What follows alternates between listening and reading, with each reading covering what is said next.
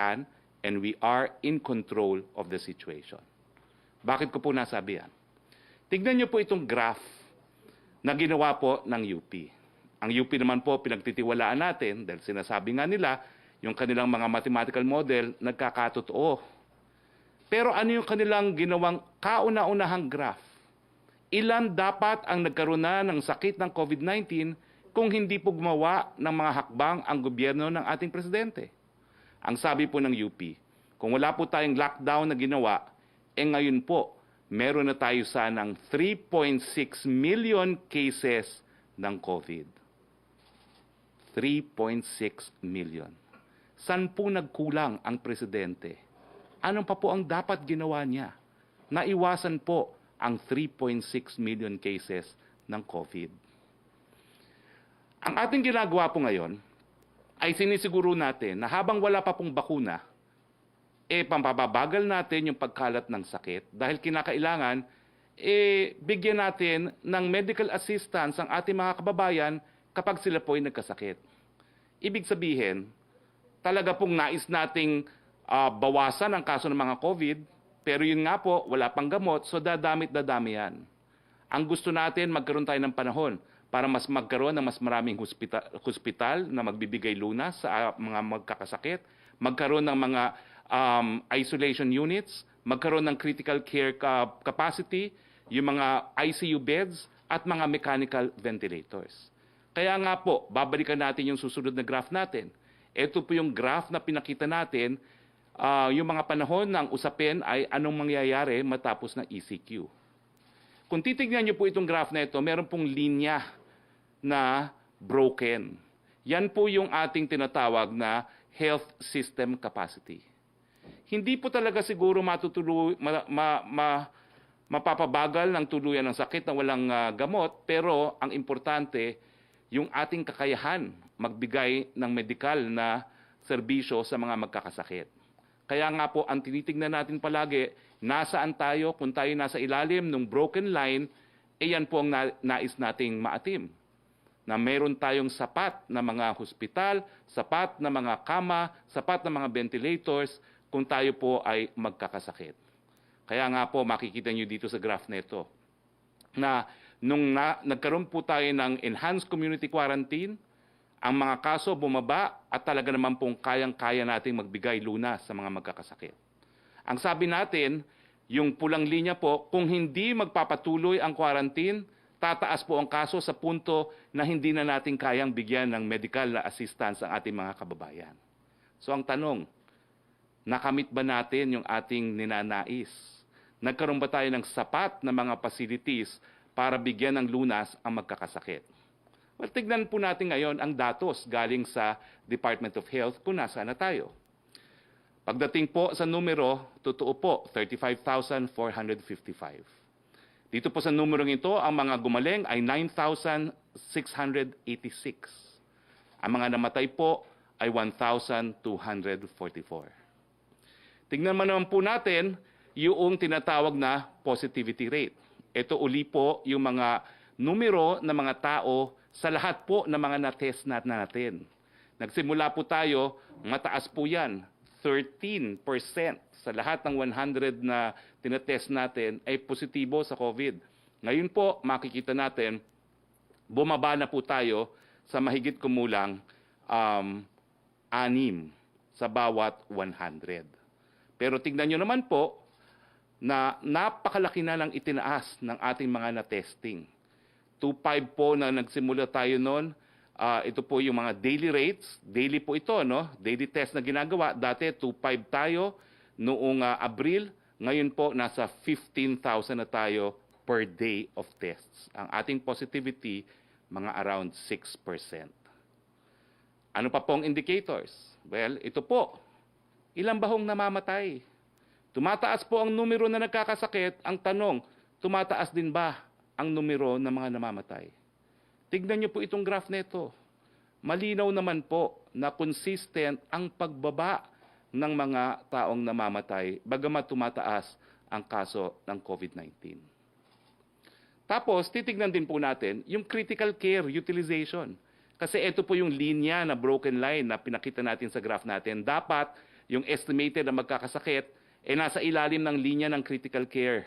Dahil, ibig sabihin yon, basta nasa loob siya ng linya, pwede natin bigyan ng medical attention mga magkakasakit. Ang tatlong pinakamataas po ay ang Calabarzon. Ito po yung unang merong yellow line. Sunod ang Western Visayas. Central Visayas, I stand corrected. Central Visayas po. At ang pangatlo po ay Metro Manila. Tatlong kulay po yan. Yung blue, yung mechanical ventilators. Yung orange, ICU beds. At saka yung green, isolation beds. So makikita nyo po na dito sa Central Visayas, malapit na po talaga doon sa high risk dahil papalapit na sila doon sa punto na red dotted line meaning high risk. Kaya ang solution po para sa Cebu, magpadala ng mas maraming doktor at nagpadala na po ang hukbong sandatahan natin, mas maraming nurses, mas maraming ventilators. At magbibigay na rin po ng tents ang Philippine National Red Cross to augment yung mga emergency facilities ng ating mga hospital dyan sa Cebu. Kung ikukumpira nyo po sa Central Visayas, mabuti pa po tayo dito sa Metro Manila dahil makikita nyo na malayo pa tayo doon sa critical level or sa high risk pagdating po doon sa green na isolation facilities dahil nandito yung karamihan ng We Heal as One centers. Yung orange po, yung ICU capacity at yung blue, mechanical ventilators. Ang pangatlo po, Central Luzon, pero malayo pa rin po sila doon sa tinatawag nating high risk. Now, ang sabi ng WHO, tayo daw ang pinakamabilis na tumaas na kaso sa buong Western Pacific region. Totoo ba ho ito? We beg to disagree. Siyempre po, kung titignan natin yung pagtaas ng kaso, dapat yan in relation to your population. Bakit tayo ikukumpira sa Singapore? Ang Singapore, 5 milyon lang po yan. Isang syudad lang po yan. Hindi pa syudad ng Quezon City o Manila. Pero kung i-divide nyo yung kaso sa per million population, ito po ang lalabas. Ang pinakamataas sa Western Pacific, India, 549,197. Followed by Pakistan, 202,955. Bangladesh, 137,787. Indonesia, 54,010. Singapore, 43,459. Tapos po ang Pilipinas at 35,455. So kung i-divide niyo po ang kaso per million population, malinaw po, hindi po magsisinungaling ang datos. Hindi po tayo ang pinakamabilis na dumami ng kaso sa Western Pacific region.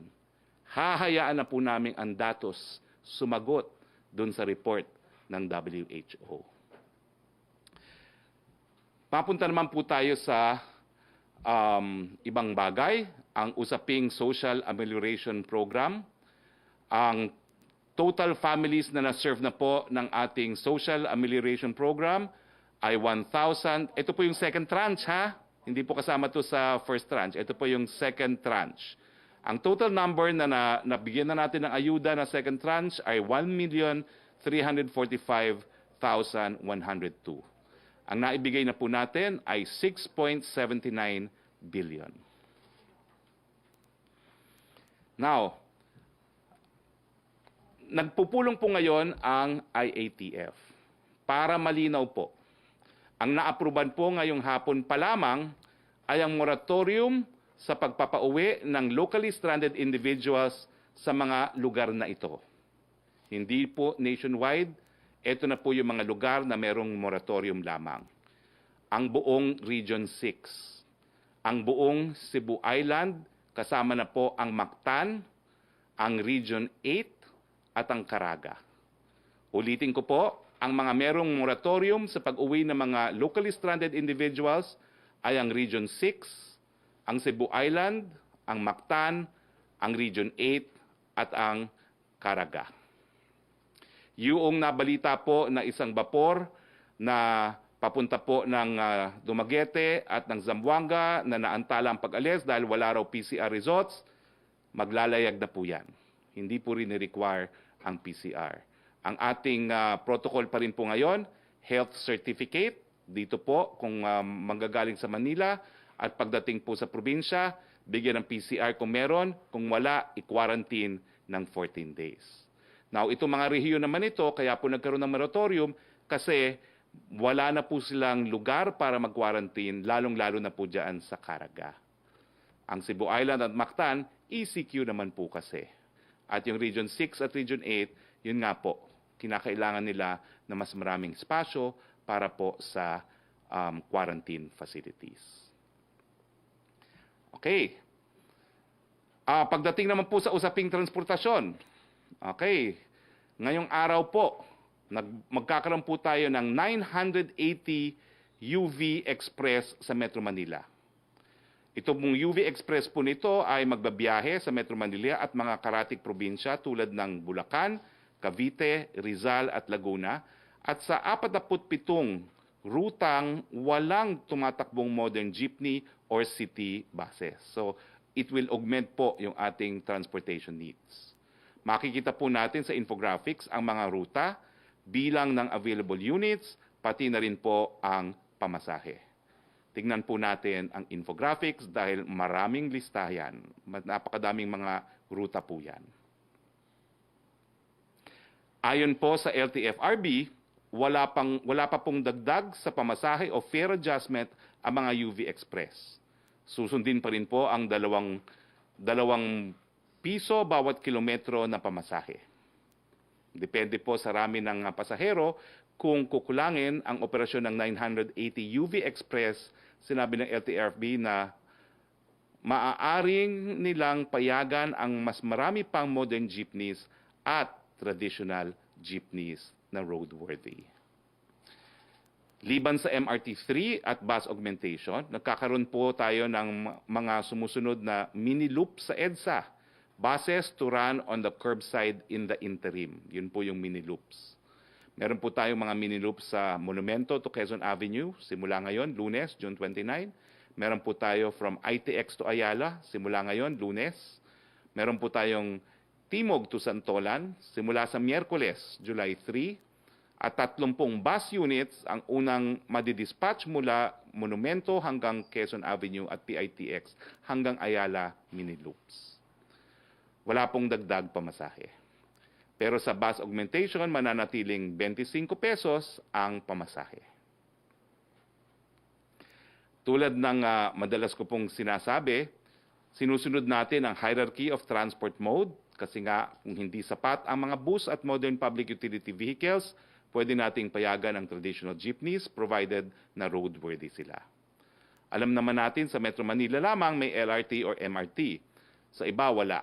Kaya kung susundin ang hierarchy, diretso tayo sa bus at modern PUV. Maraming lugar na walang bus at walang modern PUV. Kaya sa mga lugar na yan, pinapayagan po ang traditional jeepneys. Sa Baguio, sa Bohol, ilan lang po ito na may traditional jeepneys na. Okay, dito po nagtatapos ang ating presentasyon pero meron po dalawa tayong panauhin ngayon. No? Hindi ko po alam kung sinong nasa linya na. Si Sec Galvez po, ang ating Chief Implementer, ay nasa ating linya at mamaya po si Dr. Mengita Padilla ng Project ARC para po mag-ulat sa mga gawain ng pribadong sektor. First, Secretary Galvez, Chief Implementer, the floor is yours. Yes, sir. At sa ngayon po ay nagbigay po tayo ng ulat sa ating IATF kung ano po ang kalagayan po ng ating nasyon at sa ngayon po ay tinitutukan po natin ang Cebu at ang ibang areas na nagkakaroon po ng spikes. Yes. So, si Secretary Galvez po will be available for your Q&A. Lahat po ng gusto nyong itanong tungkol sa implementation ng ating ongoing quarantine, I'm sure he will be able to answer. We also have on the line now, Dr. Mengita Padilla. Ma'am, any updates on Project ARC, which is the rapid test and PCR test project of the private sector? Magandang umaga, Secretary Roque and Secretary Galvez at mga nakikinig at mga nanonood. No? Marami ho tayong updates sa private sector. No? First of all, can I have the slides, please? Yung slides lang, no? So, ang Project Art, lumaki ng lumaki. Ngayon, we have about 427 companies na member ng Project Art, no? Itong mga companies ay malalaking conglomerate hanggang sa maliliit na mga businesses, no? Mga beauty parlor, mga foundations, no? From the big to the small, no? Can I have the next slide, please? Okay. Maybe, so of the 1,120 kits na na-order ho, 999,400 ay para sa mga company, 121,000 ho ay para sa mga mga LGUs na in-adopt ng mga companies. Next slide, please. No? Ngayon ho, kahit madami na ho mga test kits ang nabili ng mga companies, hindi ho lahat ay nagte-test pa, no? Pero about 96 companies tapos sa testing pero hindi pa na ho nag-upload. So mga nag-upload, mga 33,100 results pa lang ho. Pero wala pa silang, hindi pa namin masasabi sa inyo kung positive, negative, we will follow that through. Pero hinihintay na namin mag-upload yung mga companies. At some companies test more than once. Many test every 2 weeks, every month, etc. No? Next slide, please. Ngayon, itong sa mga LGU, no? We have already 40 cities and municipalities from 13 provinces. At hindi lang ho NCR at Calabar Zone. Noon, NCR Calabar Zone lang. Ngayon, kasama na ho yung mga from Nueva Ecija, Pangasinan, Quezon, Ilocos, Tarlac, Pampanga, Nueva Ecija. Tapos bukas ho, we're meeting with the Cebu Chamber of Commerce because we want to work with them in order for the private sector to help. Okay? So, hindi lang ho Luzon, pati ho Cebu. No? So, bukas ng hapon ho yun. No? And I think Secretary Galvez will be with us tomorrow afternoon. No? Now, yung results ng LGUs, so far, 13 LGUs na nagbigay. Can I have the next slide, please? No? Pati ho yung CBCP, yung Catholic Bishops Conference of the Philippines, is a member of Project Art now. Kasi yung mga pari ho natin, frontliners din sila eh. They go out, they give communion to the sick, nagbibindisyon sila. So, pasama na sila sa frontliners. So, yung mga dioceses ng Metro Manila and Calabar Zone, sinama na ho namin sa Project Art. So, they're also very grateful, no? And we got donors for them. Now, ito yung maganda sa results namin. Out of the LGUs, 13 have given the results. Mga 42,970 out of the 121,000. Ang maganda ho dito is that, and I'd like to say this, no, our lockdown worked, no? And all the other measures, no, like wearing of masks, physical distancing, because in all these LGUs that we have done so far in Metro Manila and even outside, no, 91% to 92% are negative. Okay, now it's about a very small percentage is positive. Mga 6%, it jives ho dun sa PCR ng DOH, no. Tapos yung dalawang cities dito na outliers are Manila and Quezon City. But other than that, most of them are really mostly negative and asymptomatic, or kaya ho, it's a good sign, no, that whatever we did has worked.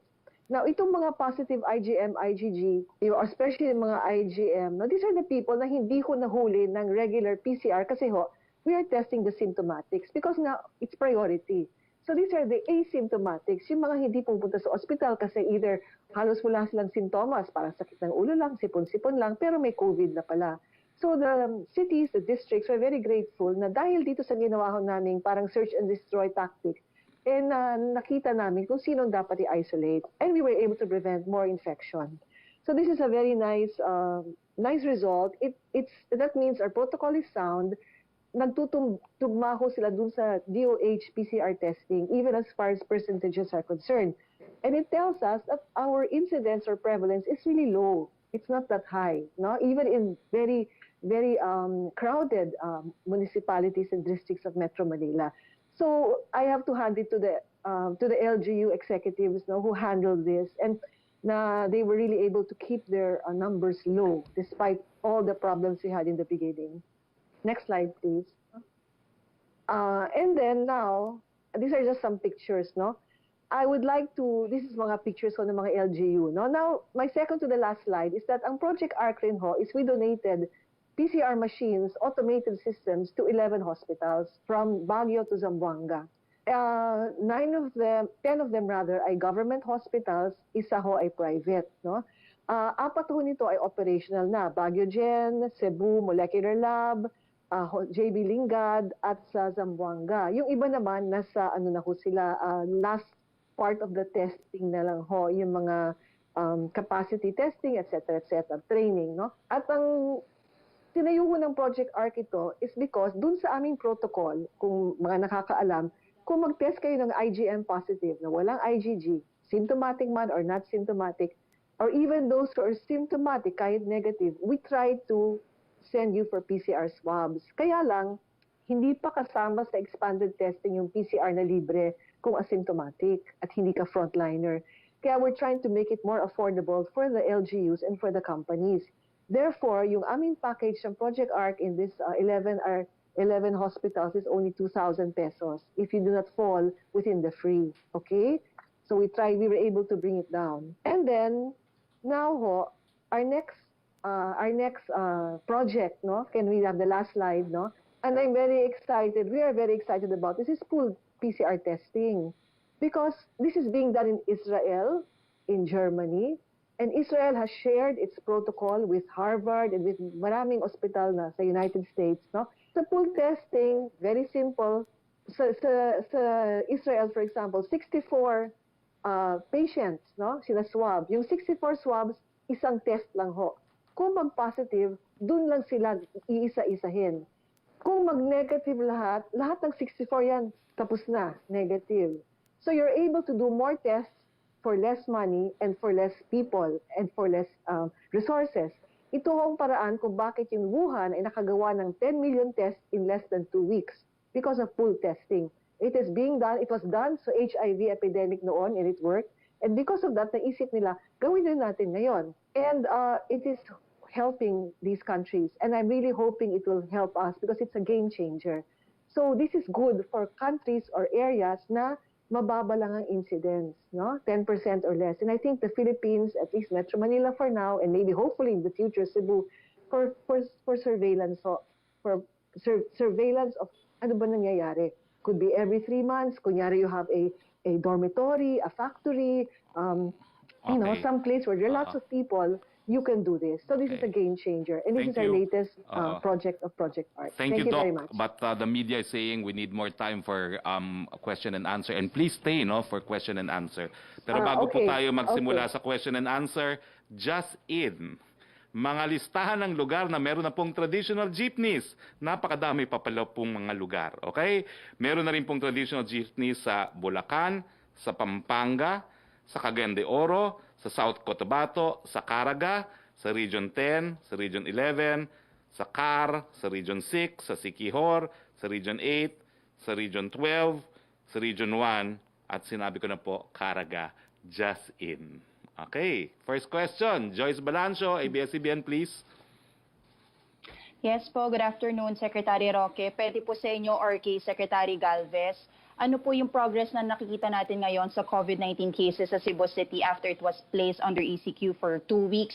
And with the pronouncement of DILG Secretary Eduardo Año that it is now the new epicenter of COVID transmission, can we expect longer ECQ for Cebu City? General Galvez, Galvez. So nagkaroon po ng pagpupulong ang lahat po ng mga doktor at saka mga LGUs doon sa Cebu at sa ngayon ay tuloy-tuloy po yung report na tumatanggap sa amin. Ang nakita lang po namin, tumataas po yung tinatawag nating mga severe at saka mga critical cases. In fact, pati yung rate of death tumataas na rin.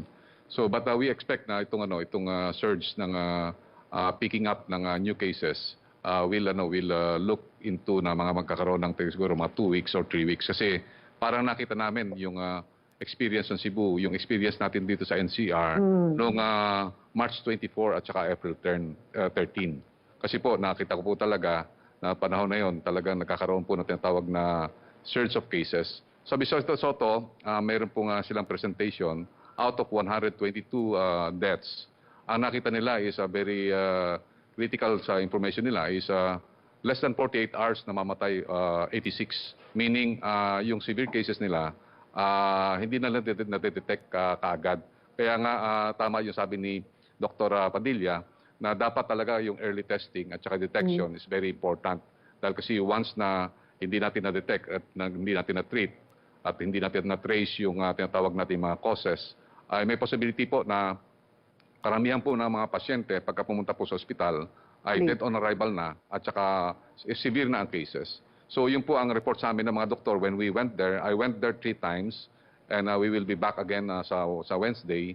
Si John Simato po nahandun po and I believe ngayon po maganda po kasi lahat ng mga barangay captains tinanggal po na nila yung mga politika, alliance nila. So ang ginagawa po nila ngayon is talagang they are working together with our task force there and IATF overseer, John Simato, to really solve the problem of the COVID-19 pandemic. So yung experience po nila ngayon, experience natin noong March 24 up to April 13, yung surge. Correct. Next Apo. question, please. Secretary Galvez, so based on these data and reports sa inyo, meron kayong recommendation for extension of ECQ for Cebu City? Is that what you're saying, Secretary? Ang nakikita namin, we don't want to preempt yung pronouncement ni Presidente. Nakikita namin talaga kailangan pa ng stringent restrictions.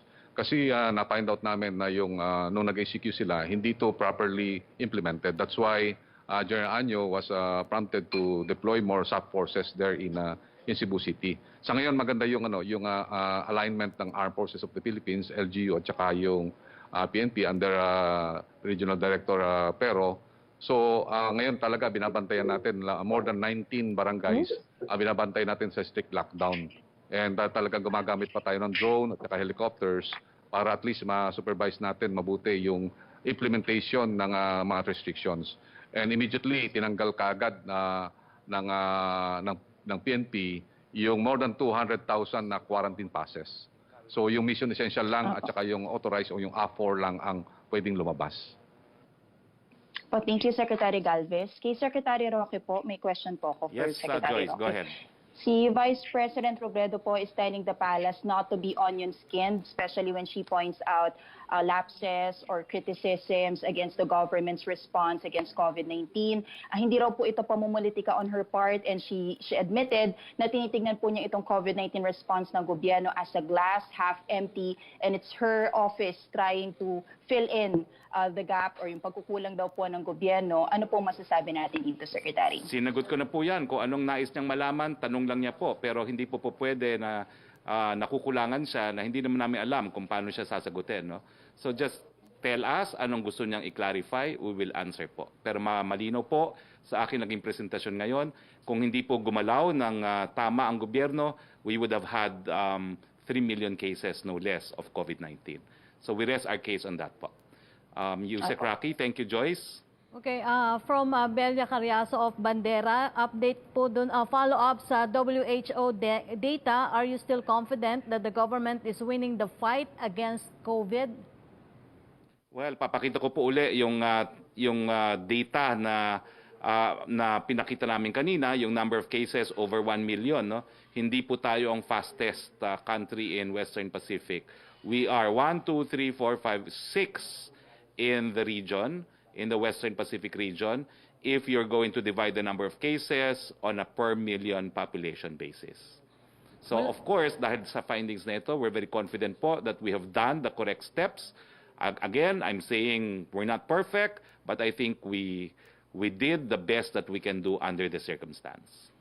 Mula pa rin kay Belia Carriazo, COVID cases in many areas in the country have increased after they were placed under MGCQ, and a number of LGUs daw po have already announced their intention to return to either GCQ or ECQ.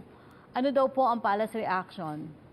Alam niyo po itong ating response sa COVID-19, it is LGU-led but national government-enabled and people-centered. So kung magre-request po ng ganyan ang ating mga local government units, yan naman po ipakikinggan ng IATF at ng ating presidente.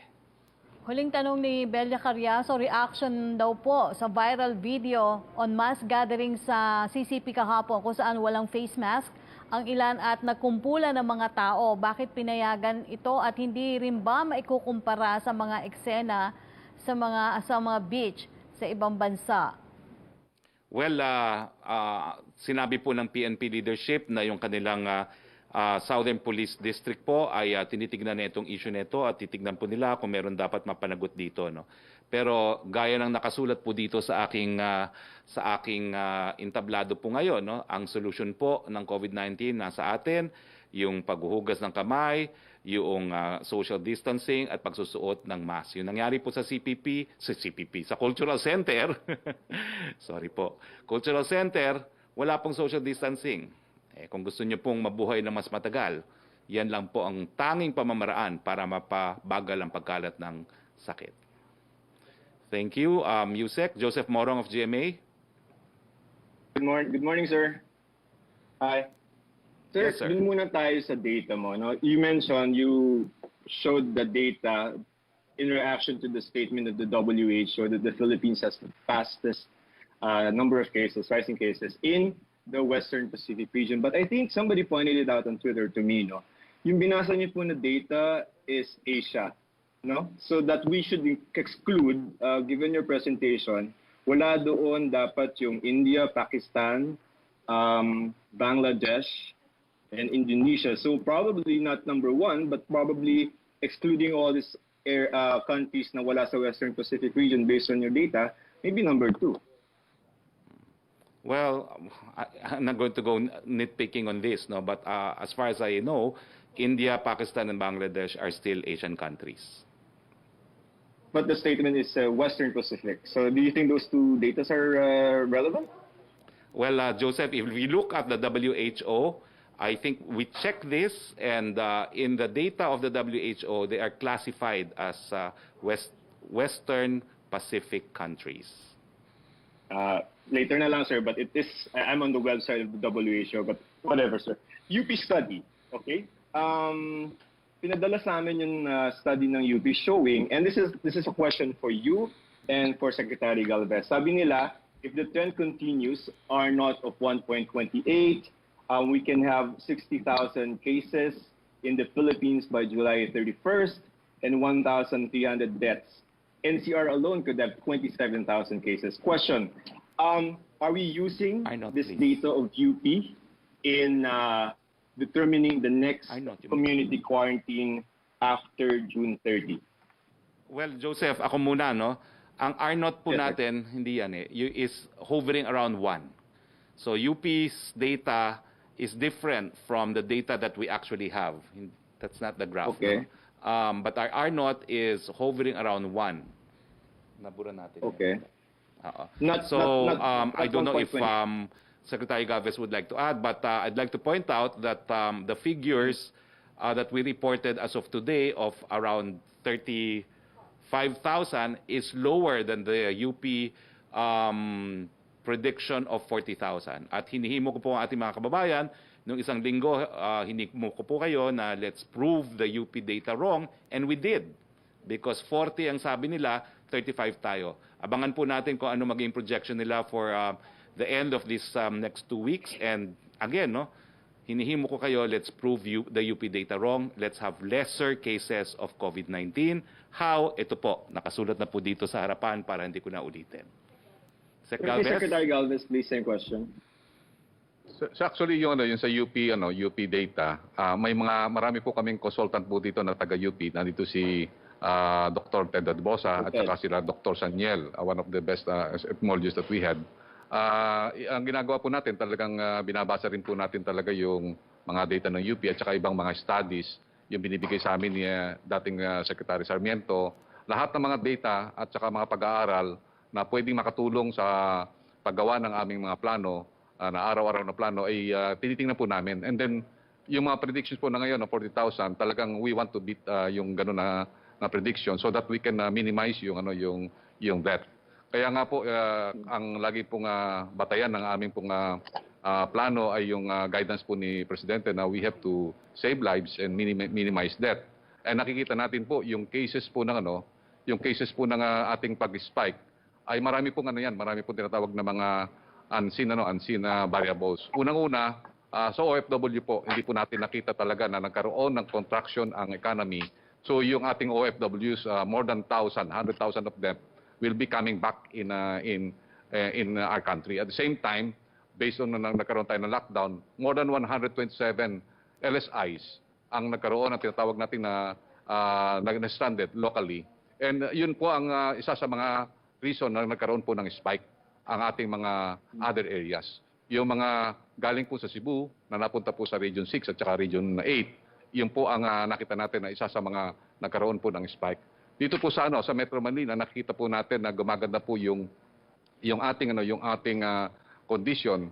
Tumataas po kasi yung ating testing capacity na 13,000 na tayo every day and even reach 15,000. Kung meron po tayong tinatawag na positivity rate na 7 to 6, imagine kung magkakaroon po tayo ng 1,000 10,000 tests per day, automatic agad po 700 po kaagad yung ating new cases. Sa average po natin ngayon ay tinataya po natin na 622 po ang average natin na new cases from June to 128. Meaning, kung titingnan pa natin, mas mababa pa yon sa positivity natin. Meaning, it's a good sign na yung ating positivity is only 6.2%. Prediction ng Sir, UP Secretary by Galvez end of of the July Universe, no? is With that kind 60,000 of na prediction cases. po ba? Let's beat that po. No? Sir? Let's beat that. Yes, Joseph. Yeah, kay Secretary Galvez, I'd like to stay with him first. So yung pong ganyang prediction ng UP, and then you're showing a 622 cases na average per day. Do you think, sir, Metro Manila needs a stricter community quarantine, stricter than GCQ? Nakita po natin na kahit na nasa GCQ tayo, I was very impressed na yung ginagawa po ng ating mga mayors, 17 mayors.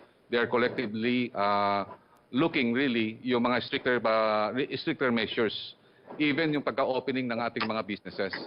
Sa nakikita ko ngayon na yung ginagawa nila, even though GCQ ang na po natin, pero tingnan natin yung sa ibang lugar. Nung nagpunta po ako sa Cebu, I was very impressed that the implementations of Metro Manila is much stricter of what we have seen in Cebu. So meaning, Thank sir, you, the answer Joseph. is we can stay in GCQ, and then that will not lead to an increase in cases. I don't want to preempt the pronouncement of the President tomorrow. Thank you, Joseph. Yusek Roque. Sige, sir. From Chris Jose of Remate Online, patuloy po ang pagdami ng mga tumututol na palitan o baguhin ang pangalan ng NAIA at gawing paliparang pandaigdig ng Pilipinas. Sinasabing wala pa sa panahon lalo pat nagdaranas ang bansa ng pandemya dahil sa COVID-19, kung saan marami nagsarang establishment at nawala ng trabaho, bagsak ang ekonomiya at walang makapagsabi kung aabutin ng ilang taon bago makabangon. Tama po ba na palitan o baguhin ang pangalan ng NAIA ngayong panahon? Iniwan po namin yan sa Kongreso dahil kinakailangan po ng batas kung kinakailangan baguhin ang pangalan ng NAIA. Next question, please. From Jopel Peleño of DWIC, paano po malalaman na isang qualified sub-beneficiary na nakapasa po sila sa kanilang online registration? Hanggang ngayon po kasi marami po sa kanila na hindi pa rin daw po nakakatanggap ng message o response mula po sa reliefagad.ph ng DSWD. Antayin niyo po yung password na ipadadala sa inyo ng DSWD. Gamitin niyo po yung password para malaman niyo kung naipasok na sa inyong account ang second tranche ng ayuda. Maricel Halili, TV5. Hi sir, magandang hapon po. Sir, follow-up lang dun sa question ni Joyce earlier. Yung sinasabi po ng Secretary Anyo na Cebu being the new epicenter, is this the stand of the government now that Cebu is the new epicenter of COVID, given the reasons provided by Secretary Galvez earlier? Secretary Galvez, would you like to answer that? As Chief Implementer. Kung makikita po natin yung Cebu, na surpass niya yung tinatawag nating yung level ng active cases ng different yung 15 na tinatawag nating heavily urbanized cities. Siya po ang pinakamataas po ngayon Cebu City. And then in case of death, siya rin po ang pinakamataas po sa ngayon. At makikita po natin na yung kanyang severe at saka yung critical cases are very much talagang alarming. And then sa critical care, ibig critical care, yung lahat ng mga hospital, most hospital, na malalaking hospital doon sa Cebu ay halos napupuno po. Ang major disadvantage po ng Cebu is that sa Metro Manila, meron po tayo more than 46 level 3 hospitals. Dito po sa Cebu, ipito lang po ang ating level 3. Meaning talagang ma-overwhelm yun dahil kasi ang Cebu po, lahat po ng mga cases, including non-COVID cases, 1,500 na, na tinatawag nating dialysis, ay talagang pumupunta po sa Cebu City. That's the tinatawag nating geographical challenge of Cebu City. So sa ngayon, tama po yung sinasabi ni Jer Anyo na ang pinaka-main focal point po natin ngayon sa COVID-19 is really Cebu, considering that the parameters and the thresholds, new cases are really increasing, even surpassing the whole NCR. And then also yung case of death, mataas din po. And then yung tinatawag po nating recoveries ay hindi po ganung malakas din po yung recovery nila, but considering that kanilang level 3 hospitals are very limited, yung 4 na mga civilian hospitals and also the Vicente Soto, yun po ang nakikita po natin na isang disadvantage po ng Cebu City. Thank you, sir. For Secretary Roque po. Sir, you mentioned earlier your position on the WHO statement that the cases of COVID has increased for the past 2 weeks.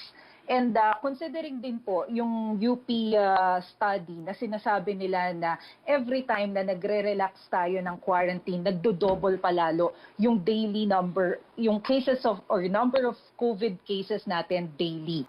So shouldn't we be more conservative in opening the economy like what other senators are saying? Because some of their concerns is that we have drastically opened the economy, and this is one of the reasons kung bakit nag-shoot up yung number of cases. And even Senator Pangilinan, sinasabi niya following the statement of WHO that this is embarrassing not only to the world but for the Filipino people. Is there a reason for the government to be embarrassed?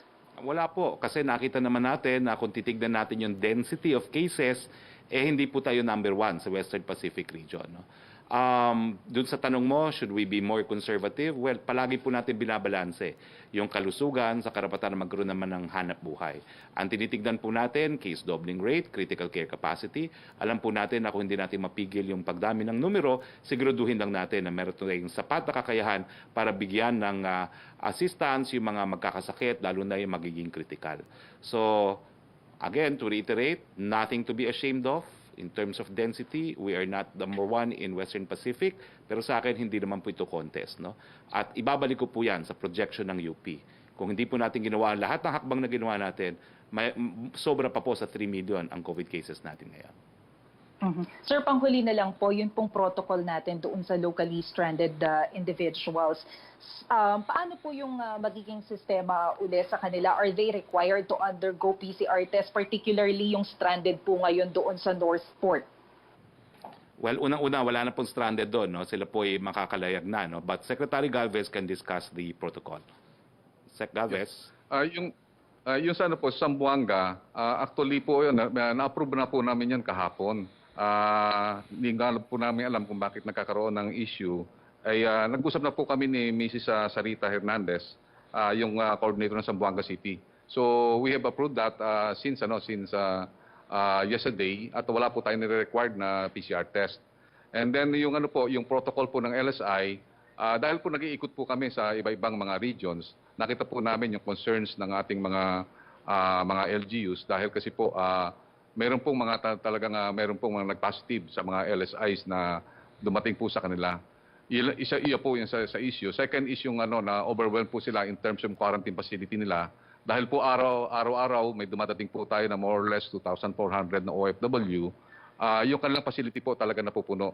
Kasi hindi lang po LSI ang tinitingnan po natin, tinitingnan din po natin yung overflowing na inbound passengers ng OFW at seafarers. So yun po ang nakita po natin na kaya po ang po namin sa protocol, we will submit our protocol this coming Thursday. Kasama po sa mga consideration doon is possibly ikakandak na po natin ng PCR test doon po sa receiving end ng LGU. Yung mga LG po na walang capability, ang national po ang magkakandak po ng PCR. And then consider din po natin na gagawin po natin ay ita-time po natin kasi ang ating quarantine procedures 14 days. And normally pagka napuno po yung quarantine facility, 14 days po magkakaroon ng tinatawag magluluwag, mag-decongest. So ang gagawin po natin is possibly unang-una talagang sisinuhin po natin strict identification po talaga po ang sino ang LSI. Kasi po, marami po nagte-take advantage. Sa ngayon po, 127,000 na po ang nakalista po sa atin. At yun po ang gagawin po natin, talagang i-screen natin at i-cleanse po natin yung roster ng LSI. Second is yung protocol ng testing. Third is yung tinatawag natin yung timing kung kailan at saka kung ano po, kung anong procedure natin na ang gagamitin natin ba ay by air, by land at saka yung by sea. Thank you, sir. Thank you. Yusek Roque? Secretary from Rose Novenario of Hataw, ano daw po ang reaksyon ng palasyo sa umuusad na online petition na humihiling na palitan ni Pangulong Rodrigo Duterte si Mike Dino bilang Presidential Assistant for the Visayas dahil sa umano'y sa pag-aabuso sa kapangyarihan at pagkakasangkot umano sa irregularidad sa may 1 bilyong pisong pondo ng Cebu City kontra COVID-19. Kasama po ba sa misyon ni Secretary Simato sa Cebu ang busisiin ang umano'y mga anomalya kaugnay sa kampanya laban sa COVID-19? Well, isatabi muna po natin ang politika, no? Yung online petition, hayaan po natin ang mga gumagawa niyan, di po natin mapipigilan yan. Pero as to the issue of resignation, we all serve at the pleasure of the President po. Kapag nawala ng tiwala ang Presidente, goodbye, Cabinet member. Pero sa ngayon po, nandyan pa rin po si Secretary Dino. So may tiwala pa rin po ang Presidente kay Secretary Dino. Thank you. Tricia Tirado of CNN Philippines, please. Hi, good afternoon po, Secretaries. Secretary Galvez or Secretary Roque may answer this question. Three months after po na we were badly hit by coronavirus, how can we describe the situation that we are in now? Are we winning our fight versus COVID-19? Well, I think I answered that in my presentation. No? In terms of positivity rate, in terms of case doubling rate, in case of mortality rate, we are winning po. As in fact, we defied what was predicted by the UP study. No? We have limited the cases to 35,000 instead of what could have been at least 3 million cases. But Secretary Galvez can add to what I just said. Mula po nagsimula po yung fight natin sa COVID-19, gumawa po tayo ng plano. Isasagutin ko rin po yung sinasabi po ni Vice President na mas tayo po, prepared po tayo kasi meron po tayong plano na National Action Plan. Sa ngayon po, tinitingnan po natin, nire-review po natin ngayon ng National Action Plan kasi nag-change na po ang ating situation. Sabihin natin na we are gaining. Tingnan natin yung sa ngayon po, kukunti na lang po ang nasa ECQ. Ang ECQ po ay ito ang tinatawag nating restrictions sa ating mga lugar na nasasakop na nakita natin na mayroong surge. So sa ngayon po, Cebu City na lang po ang ECQ. Karamihan po dito naka-MGCQ, meaning from acceleration, lahat po nag-decelerate na po. So karamihan po ngayon ng mga lugar natin ay nalalagay na po sa moderate at saka low risk. Ang high risk na lang po ay ang Region 3, Region 4, NCR at saka yung buong Region 7. At tinitingnan din po natin yung Region 8. So sa akin, nakikita ko po, based dun sa plano po na ginawa po namin, ginawa po ng ating National Task Force, ay we are winning in terms of the three threshold. One, yung new cases, tinitingnan natin, sinabi ko na nga po na 622 po ang average. Kung titingnan po natin sa positivity, kung 13,000 o 15,000 ang natetest natin every day, mababa po sa 6% po yan. Meaning, sa threshold po ng ang threshold po ng WHO, pagka bumaba po ang ating sa more or less 7% or 8% or 10%. Ibig sabihin, gumaganda po yung situation po natin. Secondly, yung ating pong SINCR, sa ngayon po 30% lang po yung natin. 30% lang po yung ating tinatawag nating critical utilization. And then nakita po namin, magagaling po ang ating mga doktor. Ngayon, alam na po natin kung paano natin gamutin. Gumagamit tayo ng plasma, gumagamit tayo ng tinatawag nating high flow cannula para maiwasan yung intubation. At marunong po na tayo kung paano mag-address yung treatment, lalo na sa PGH, dito sa Lung Center. Medyo natuto na po tayo after that 3-month experience. So yun po ang nakikita po namin na napakaganda po ng mga indicators. Sinasabi ko nga po, una, bumaba po almost single digit ang death. Second, ang recovery po natin, more than 250 or nakita natin may mga underreported na recoveries pa tayo. I believe ang ating recoveries is more or less 40 to 50%. Hindi lang natin declare because of ang dinideclare po natin sa recovery, yun lang na-admit. And then third, yung new cases, yung positivity natin mababa. At the same time, tumaas na po ang level ng testing capacity natin ngayon. Yun po ang ma-report po ngayon. At iisa na lang po ang ECQ at karamihan po nasa low risk na po tayo lahat. Sir, if we zoom into some specific areas, for example, Metro Manila, na we're already 1 month into GCQ, naging effective po ba, naging maganda po ba yung pag-i-implement natin ng GCQ dito sa Metro Manila? And at the same time, sir, doon naman po sa in-identify ng DOH as emerging hotspots, kumusta na po sila at naaagapan po ba natin yung cases? For example, aside from Cebu City, Cebu Province or Moc City, Leyte, Southern Leyte, and Samar?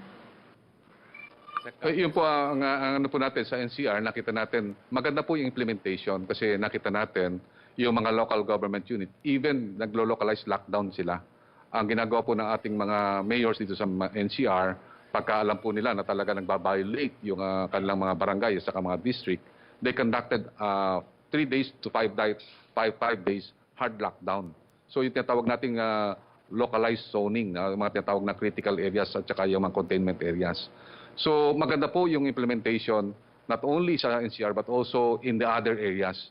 Ang maganda po doon is pagka po nag-declare po kami ng GCQ, ang ibang areas gusto nila ECQ ang declaration. Meaning yung ating mga LGUs redundant po ang kanilang restriction na procedures. Kaya nga po yung mga LSI nahuhuli po nila na positive dahil kasi po meron silang redundant protocols na hindi sila pumapayag kahit na PCR na po dito ay ginagawa po, nag-PCR pa rin sila doon at kina-quarantine po nila ng 14 days. So yun po ang nakita po namin na yung I would like to congratulate all the LGUs dahil talaga po they heed to the call of the president na they should lead this fight because they are the generals in the battlefront. So yun po ang nakita ko po na we are implementing the restrictions properly po, especially po dito sa NCR, dito po sa Region 3 at saka sa Region 4 and even doon sa CAR, dito sa kay General Magalong, nakita po natin, napakaganda po ng mga implementation nila. Okay. So sir, kumbaga yung sa situation po natin, it would be ideal or it's okay to continue GCQ from here forward po in Metro Manila? Nakita ko pa nga, yung ibang naka-GCQ, pwede pa nga mag-MGCQ po. Pero ang nakita natin, yung recommendation ng mga LGU na i-maintain pa rin nila yung restrictions. At yung opening naman po, in fairness naman po sa ating mga taga-trade at saka sa business, mataas din po ang level ng awareness ng mga business sector. Ako po, umiikot po ako sa lahat ng mga malls. Nakikita po talagang they are more than willing to oblige sa mga protocols and even provided higher restrictions in order to really open the economy. Ang nakita po natin, ma'am, ngayon is really mahirap po ang kalagayan po natin. We have to balance yung life and also the economy. The economy has already been contracted or negative 0.2. So we need to revive our economy by opening up some restrictions, but without jeopardizing the health protocols that we had. So yun po ang ginagawa nating balancing act. Sa ngayon po nakikita natin may mga areas, especially mga Zamboanga City at saka yung area ng Davao City, nakikita natin napakaganda po ng mga implementations na even though they are yung low risk sila, gusto pa rin nila po yung restrictions na GCQ pa rin po sila. Ganun po ang po nila. Okay. Thank you. Trish, Yusek Roque, but let's omit all questions on what will be the classification for Metro Manila, because we don't want to preempt the President. So please, next question please, because the time is 1 o'clock. Mawawala na po tayo sa ere. From Francis Wakefield ng Daily Tribune, nasagot niyo na yung tanong katulad ng tanong ni Joyce and ni Tricia. Yung second question niya, may we get daw po na palace reaction sa pag-neutralize 4 na terorista sa Parañaque City last week. It appears na nagbabalak pa lang silang gumawa ng terrorist attack. The DND said strengthened law against terror is needed to further capacitate the country in the fight against terrorism and violent extremism. We commend po our law enforcement agencies for their very good intel work that prevented yet another terrorist attack. No? Gaya po na sinasabi namin, ang terorista po talaga, you can never predict when they will strike, but when they do, we need to be ready for them. Melo Acuña. Good afternoon, secretaries. Good afternoon. It's a pleasure to be part of your press briefing. Yes, Melo, can we just ask the question? Kulang na tayo ng oras. Your latest information about the incident of Mindoro. This is the concern of foreign correspondents in the Philippines. Tell us about the latest event. Well, the latest is this is a matter to be governed by Philippine law. This is an issue of Philippine Admiralty law because the collision occurred in Philippine territorial waters. There is no international law application here other than foreign flagships can sail through under the concept of innocent passage. But as far as accountability is concerned, mga Pilipino po magdedesisyon dyan dahil ang banggaan po ay nangyari po sa ating karagatan. Do you see any implications with the Philippines-ASEAN and ASEAN-Philippines-China relations because of this incident? Wala po, banggaan yan sa ating karagatan. So, ireresolbo po yan sang-ayon po sa batas ng Admiralty na tinatawag natin. Alam niyo po, ang rules ng banggaan sa karagatan, parehong-pareho rin po yan ang rules na ina-apply pag may banggaan sa kalye. So, wala naman pong malaking implikasyon yan. Banggaan lang po yan. For Secretary Galvez, may report from my source in Malaysia that first 40 deportees will be leaving Malaysia tomorrow. Are we prepared to welcome the 5,300 Filipinos stranded in Sabah, Secretary? Sir, well prepared po tayo. Actually, so, 2 weeks na po tayo nagpe-prepare. At saka pumunta po ako doon na last week. Bali po ang gagawin po natin ay per sortie po 400 and then interval of 15 days kasi para hindi po magkaroon ng tinatawag nating ma-overwhelm mga ating Zamboanga City. And we're really thankful that Zamboanga City volunteered na doon ma-process po yun natin. Nagbigay po tayo ng pondo para po yung yung lahat po ng mga tinatawag nating returning Filipinos from Sabah ay magkaroon po ng testing prior to their departure. And nandun po yung ating BOQ team at saka yung DFA at ang ating mga agencies na nagsusupervise po sa pagkakandak po ng PCR testing. Na-process na po, more than 1,500 na po ang na-process at yun po ay tuloy-tuloy po ang gagawin po natin. Dadaong po muna po yun, yung first sortie, dadaong po sa Tawi-Tawi para disembark po yung mga taga-Tawi-Tawi and then they will go to Zamboanga for further testing. Kasi titingnan po natin, test po natin ulit sila sa PCR so that titingnan natin kung yung protocol po ng Malaysia at saka protocol po natin ay pareho po. Maraming salamat po. Thank you. Thank you. Yusek Roque. Okay, from Summit, the Manila Business Mirror, nag-issue po ng statement ng Philippine International Trading Corporation na hindi na po sila mag-i-import ng 300,000 metric tons of rice. Kung naaprubahan na daw or nakapag-decide na po ba daw si President Duterte sa request ng Department of Agriculture at PITC for the rice importation? Well, wala na pong rice importation na mangyayari. Sapat po ang ating supply ng bigas. Mula pa rin kay Summit Danilla, how will the decision of PITC affect the country's rice supply? Sufficient po ba ang current rice supply ng bansa or may existing rice shortage po ngayon na na-observe ang government? Sapat po ang ating supply ng bigas, kaya po hindi na tinuloy ang pag-aangkat.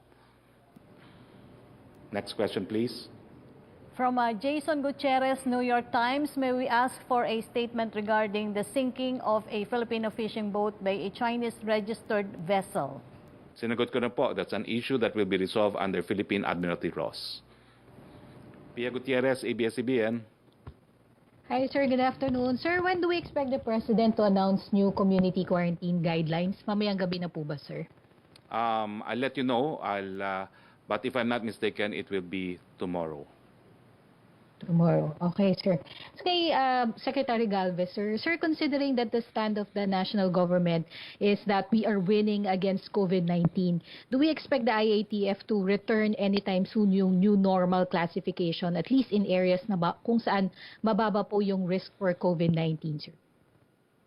Sa ngayon po, ang inano po natin is talagang kailangan po muna ng tinatawag nating may quarantine control kasi ang sinasabi nga natin ng mahal na presidente, dahan-dahan, unti-unti at hinay-hinay. Kasi po pagka once na nagkaroon po ng tinatawag nating classification ng new normal, there's a possibility na magkaroon ng tinatawag nating magkakaroon po ng tinatawag na mawala po yung vigilance ng mga neighboring adjacent provinces. So sa ngayon po ang napag-desisyonan po ng po natin na yung ating tinatawag nating threshold sa tinatawag nating timeline ay talagang hanggang MGCQ, and we are proposing na lahat magsama-sama muna doon para sama-sama rin po tayo papunta sa new normal. Sir, speaking of timeline, hanggang kailan po mananatili sa community quarantine ang Pilipinas, sir? At least yung dun sa mga lugar na mababa po yung risk for COVID-19. Sa ngayon po, nagkakaroon po tayo ng assessment, and marami po tayo mga planning team na nag-assess ngayon, kasama po ang UP at saka yung ating DOH Analytics. At magpe-present po kami this coming Thursday, yung tinatawag po namin ito na Phase 2 kasi tapos na po yung Phase 1 natin from January to June. So we are now preparing for July, September and October, and going to December. So sa ngayon po, ang po natin is titingnan po natin kung ano po yung mga phasing, kung magkakaroon tayo ng changes sa ating mga tinatawag na timelines, ay ayusin po natin po yun. So we cannot discuss it now considering that the assessment is ongoing. Alright, sir. Sir, last question lang po kay Secretary Roque. Sir, yung sa timeline po dun sa traditional jeepney sa Metro Manila, you've always said na kailangan nating sundan yung hierarchy ng public transportation. So, kailan po malalaman ng mga jeepney drivers if yung existing public transportation are already sufficient to service commuters, pati po yung determination kung ano po yung roadworthy na jeeps? Well, binasa ko po kanina yung mga areas na meron ng mga pinayagang mga jeepneys, no? Region 10, 11, CAR, Region 6, Siquijor, Region 8, Region 12, Region 1, Caraga, among others. So, yung mga lugar na kulang talaga ang transportasyon, pinayagan na sila, no? Pero if you're referring to Metro Manila, let's wait for LTFRB to make the decision. All right, sir. Thank you po. Thank you very much. Yusek Roque? A question from Jenaling Kabiling of Manila Bulletin. May we know the government's position on the reported exodus of Pogos amid China's intensified crackdown on cross-border gambling? Well, malinaw po posisyon natin. If they want to stay, they have to pay the right taxes. They have to follow yung rules and regulations, health guidelines na set by the IATF. Mula pa rin kay Jenaline, will the government relax the tax requirements on Pogos or move to prohibit their operations instead? Well, we need them because we need the revenues, but unless they pay up, goodbye.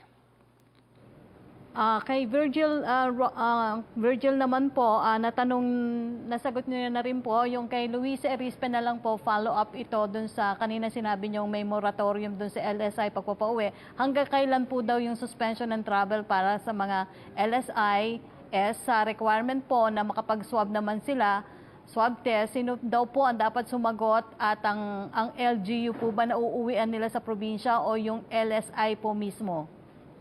Ulitin ko po, ang moratorium ay nasa Region 6, Cebu Island, Mactan, Region 8 at Caraga lamang.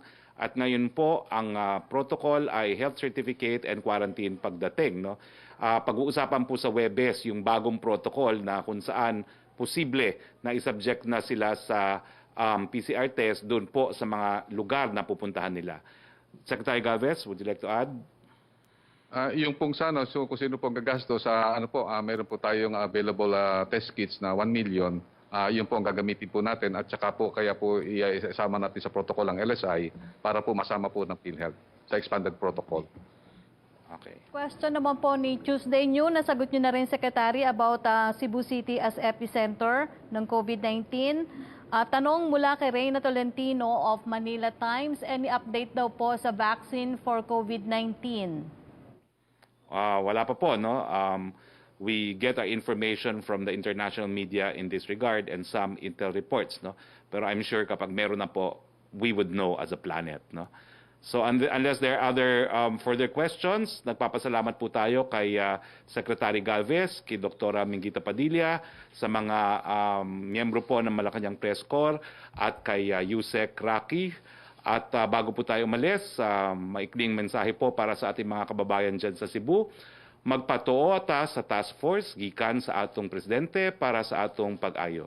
Makigdasig to mo labay naning problemaha dunganggan metuog pagampo.